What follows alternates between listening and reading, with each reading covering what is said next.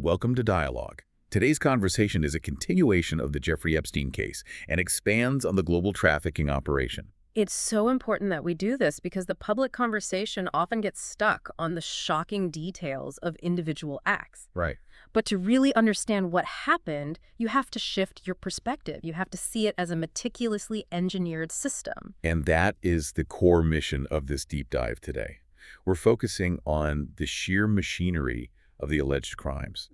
Because when you really dig into the sources, the accounts that have emerged over years, it points away from chaos. This wasn't just impulsive behavior. Not at all. What we see is, well, it's a sophisticated infrastructure, it's deliberate, refined logistics, built and protected over decades. The architecture of the operation is what allowed for the scale of the horror, and that's what we need to unpack. Exactly. We're moving beyond the surface to look at an evidence-based reconstruction of this integrated trafficking architecture. That's really the term for it. An architecture. Yes. And it wasn't sustainable just because of the money. Wealth was a tool, but the system survived because of logistical precision, intense secrecy, and frankly, layers of professional complicity. So to really grasp it, we have to dissect that structure piece by piece. We do. And the logical place to start is at the very beginning, the initial identification and recruitment phase. Okay, so let's unpack that first critical phase. Yeah.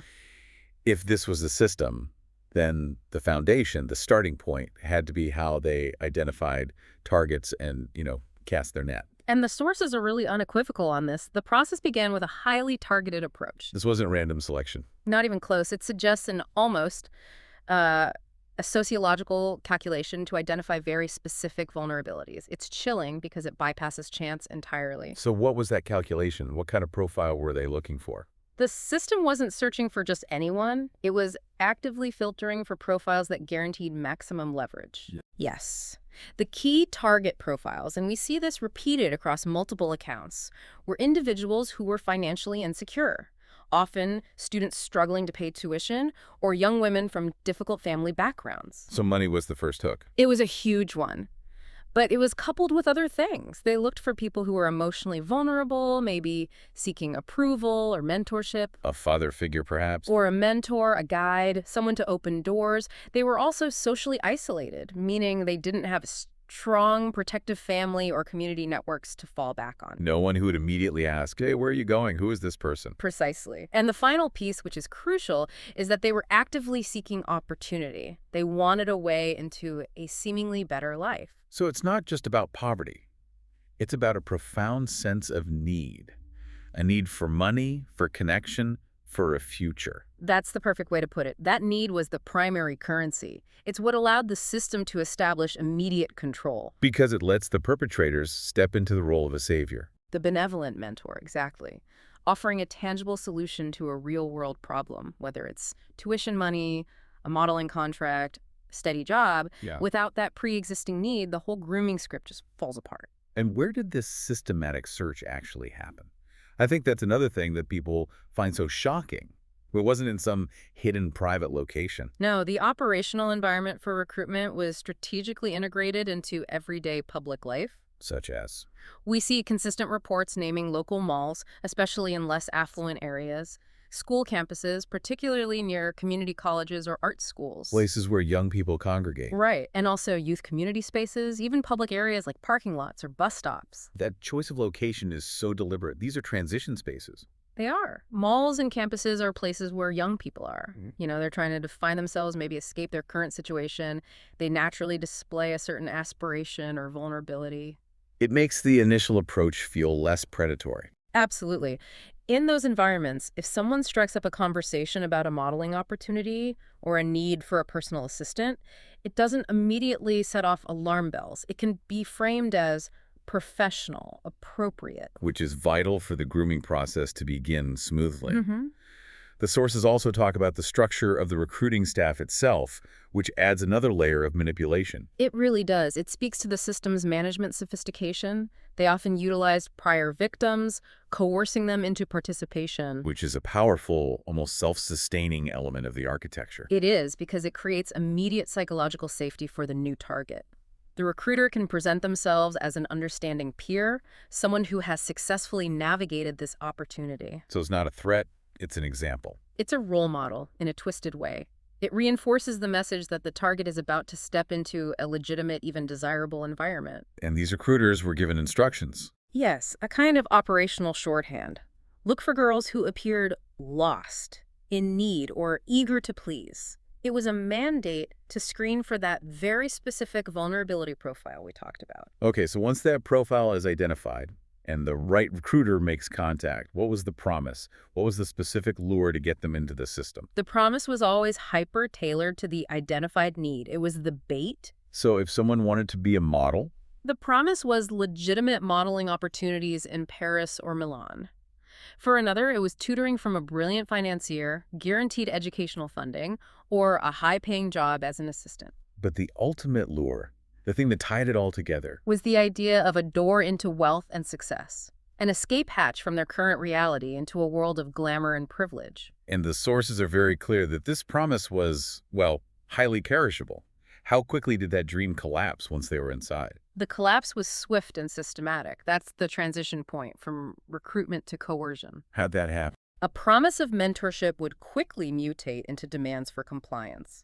It would start small, often with requests for massages or other tasks that pushed boundaries under the guise of loyalty or professionalism. And the financial support. That was the key lever. What was initially presented as a gift help with tuition, new clothes, suddenly became a mechanism of dependency. Future aid was made contingent on, well, first on non-sexual compliance, which then rapidly escalated. They realized the door to success was actually a lock on a much darker room. A very dark room. This is where we have to analyze the standardization of it all, the grooming script. The script, the consistency in the testimony is staggering. It suggests this wasn't accidental. It was a tested, standardized operational procedure. It was a multi-stage process designed to systematically dismantle a person's independence and their boundaries. We can really break it down into about 5 key steps. What are they? First, establishing emotional rapport. This is the phase of intense listening, validation, making the victim feel seen and understood. That secures their trust. The foundation. Then second, creating financial dependency. Introducing money paying for school, rent, flights, even small gifts, to establish a material link that makes it very costly, psychologically and practically, to just walk away. You feel indebted. Exactly. The third step is normalizing physical proximity and eroding boundaries. This involved things like requests for massages, sharing intimate meals, or staying over in his private residences. It makes inappropriate closeness feel like part of a high-status job. Part of the deal. Part of the deal. The fourth step is the gradual sexual introduction, often framed as testing loyalty, immediately followed by isolation from their external protective networks. Cutting them off from family and friends. So they can't report it. And the final step is creating dependency and confusion. The victim is conditioned through shame, financial threats, making them feel complicit and totally confused about what's happening. That secures their long-term availability for the network. And the sources consistently place Ghislaine Maxwell right at the center of the script. She seems to be the key operational bridge. Her role was structurally indispensable. She was often described as warm, charismatic, maternal even, persuasive. The friendly face. She was the one who often initiated that boundary erosion, making the step from perceived friendship to coercion feel seamless. In the architecture of the system, she was there to lower the target's defenses, Lending an air of legitimacy and safety to a situation that was inherently dangerous. She was the psychological logistics manager. She ensured the target was ready for the next phase of control. So if we're building a model of this operation, Maxwell handled the human resources, the intake. She managed that transition from public recruitment to internal compliance. That's a perfect way to describe it. And once that psychological compliance was secured, the system relied on a vast internal apparatus to manage, control, and move the victims. Which brings us from the psychological architecture to the physical and logistical architecture. Exactly. Now we look at the machinery of compliance. To maintain that level of precision over so many years, it required an entire internal ecosystem. The sources call it the hierarchy of compliance. This wasn't a two-person operation. Far from it. The operational demands were immense. It required a fully functional administrative and security staff. What kinds of roles are we talking about? This internal ecosystem included dedicated schedulers who managed all the travel and access, drivers for rapid, discrete local movement, property managers who ensured the total isolation of the various homes, And house staff. specialized house staff trained for silence, private security details, and of course, the ongoing network of recruiters we just discussed. The sources make a crucial distinction here about the spectrum of complicity within that ecosystem. Yes. This is a critical insight into how these complex criminal enterprises function. Not everyone was a primary perpetrator. But they all served the system. They all serve the system. You can break it down into categories. At one end, you have the core facilitators, like Maxwell, who actively participated. But then you have paid employees who facilitated it through, well, willful blindness. What does that look like in practice? It's the scheduler who organizes international flights for minors without ever questioning the destination or the lack of a guardian. It's the house staff who clean and prepare rooms, finding evidence but never reporting anything. How do they rationalize that? The sources suggest a powerful reliance on compartmentalization. A property manager could tell himself he was just focused on maintenance and payroll, not on who was staying in the locked rooms. The driver focuses on the route, not the age of the passenger. Exactly. They rationalize their involvement as just administrative work for an eccentric, powerful, very wealthy boss. The system was designed to give them that plausible deniability, that veneer of professional distance. Even though their routine tasks were essential for the exploitation to function. Absolutely essential. The coordination of moving a victim from Palm Beach to New York on a tight timeline, that's not incidental, it's core to the operation. So whether they were coerced victims themselves or willfully blind administrators, every person performing their routine task reinforced the system's operational precision. And that precision is key. Victims consistently reported being moved between rooms, between houses, across states with almost military-grade coordination. It speaks to protocols, to strict, non-negotiable plans. It shows the exploitation was highly organized. It required staff to be on call, to execute tasks without discussion, and to maintain absolute secrecy. This was not chaotic. Let's turn to the physical architecture then. Yeah. The secluded properties. These were not just homes. They were strategic operational nodes designed for control. Their location, their design, none of it was accidental. The acquisition of these properties fulfilled 5 crucial operational needs. Which were? First, guaranteed privacy. Second, total surveillance control over movement inside the property. Third, ensuring staff compliance through high pay and fear. Fourth, the total isolation of victims from outside communication. And fifth, the ability to rapidly move victims if scrutiny arose. And the sources list an incredible global spread of these nodes. It wasn't just one place. No. You have Palm Beach, New York, the infamous Little St. James in the U.S. Virgin Islands, Zorro Ranch in New Mexico, an apartment in Paris. This geographical distribution gave them redundancy. And operational continuity. If the Palm Beach house was under local surveillance, for example, the whole operation could just seamlessly shift to the New York penthouse. And Little St. James being a private island. That offered the ultimate level of isolation. It was a completely self-contained, insulated kingdom of control. The very existence of these multiple global nodes made the entire enterprise incredibly resistant to disruption. What about the physical controls within these nodes? Beyond being luxurious, what specifically facilitated the coercion? The sources detail specific features that were essential. You had locked rooms and restricted access areas so victims couldn't leave. Physical barriers. Yes, you had soundproof areas, which is particularly revealing, designed to prevent any sounds of distress from reaching staff or the outside world. Chilling. You had dedicated massage tables, which became instruments of normalized abuse. And internal camera systems used not just for security, but for surveillance and control of the victim's every move. Then the final layer of insulation you mentioned was the staff. The non-questioning staff. The mandate was deliberate ignorance. They were paid very well to adhere to a strict code of silence. This created a functional wall, ensuring that even if a guest noticed something unsettling, the staff would provide no corroboration. A sealed ecosystem of abuse. Protected from all external scrutiny. So you have these static operational centers, but for a global architecture, you need a network connecting them. A specialized transportation system. Absolutely. The global scope demanded a means of transport that was fast, discreet, and essentially untouchable by normal law enforcement oversight. Which brings us to the private jets. The sources are so clear that Epstein's jets, especially the one dubbed the Lolita Express, were not just status symbols. They were essential criminal tools. They were non-negotiable. They were built into the core architecture. I mean, the logistical advantages were critical for the enterprise's survival. What were those advantages specifically? First, the discreet movement of young girls, often crossing state and international borders without the scrutiny of commercial airport checkpoints. Second, access to remote locations like Little St. James. And third, And this is maybe the most important separation from commercial flight manifests. Private flight logs are far less transparent and accessible, which allowed for a deep layer of secrecy around who was on board. what's so fascinating is the dual function of the jet. It layered criminal intent under this overwhelming perception of legitimacy and luxury. It was a brilliant operational camouflage. The jets were used to transport victims, yes, but crucially, they also ferried highly influential guests. Politicians, celebrities, business leaders. Right.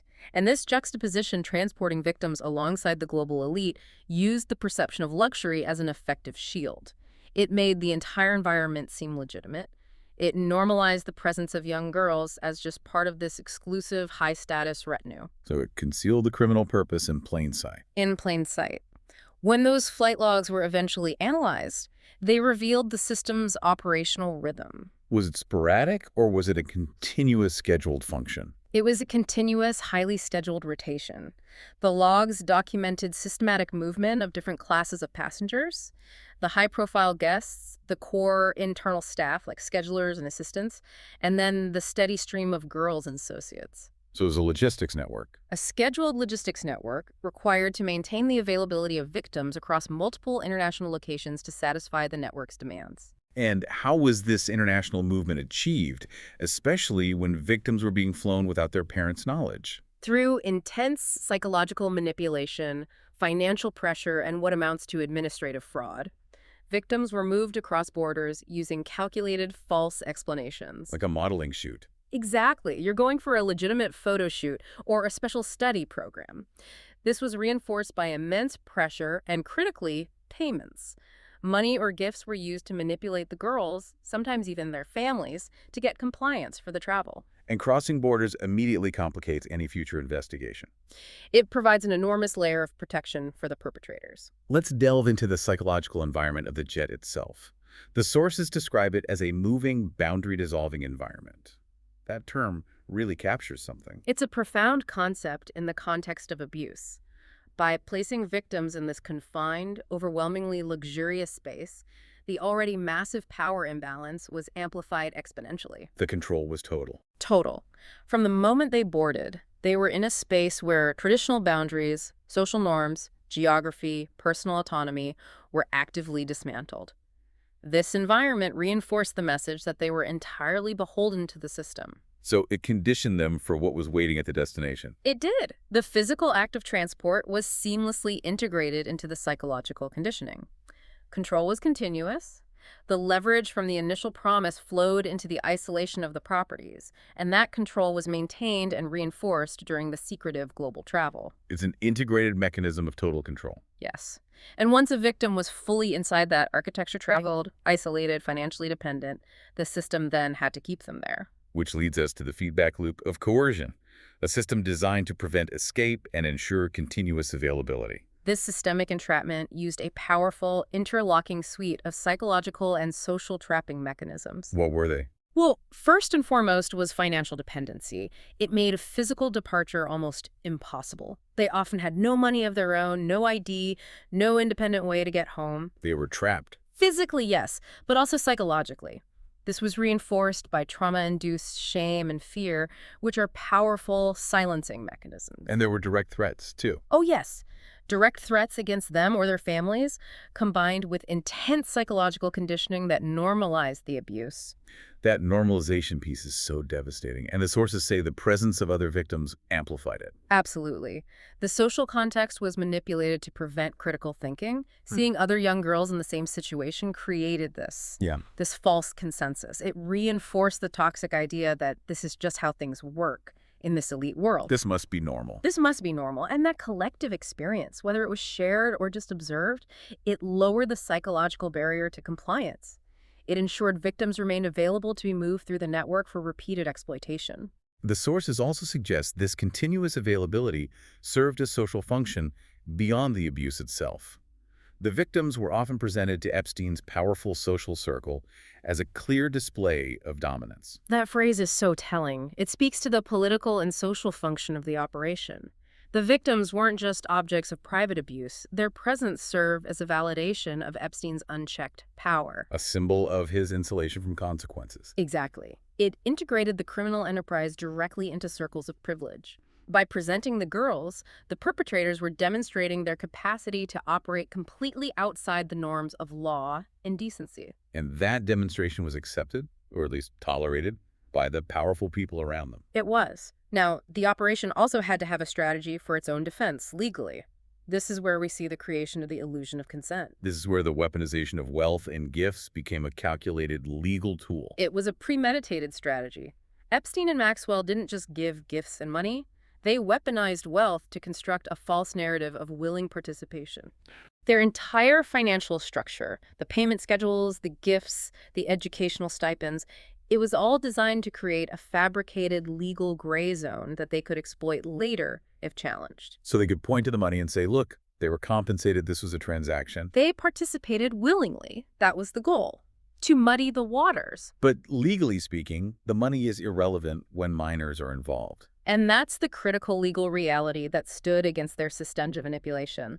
The law is unequivocal. Minors cannot consent, period.